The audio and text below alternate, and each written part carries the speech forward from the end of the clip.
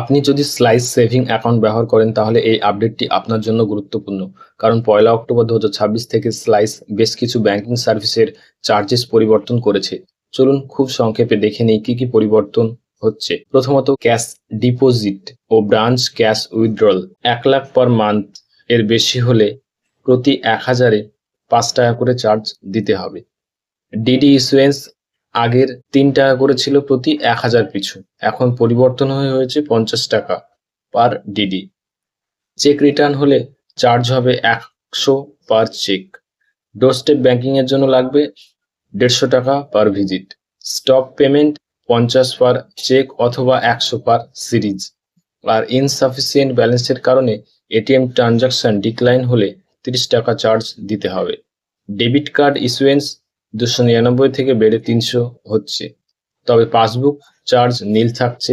Courier delivery নিলে 40 courier charge লাগবে। তাই আপনি যদি স্লাইস ব্যবহার করেন, বিশেষ করে ক্যাশ ট্রানজাকশন, চেক বা ডোরস্টেপ ব্যাংকিং করেন, তাহলে 1 অক্টোবর 2026 থেকে এই চার্জেস অবশ্যই মাথায় রাখুন।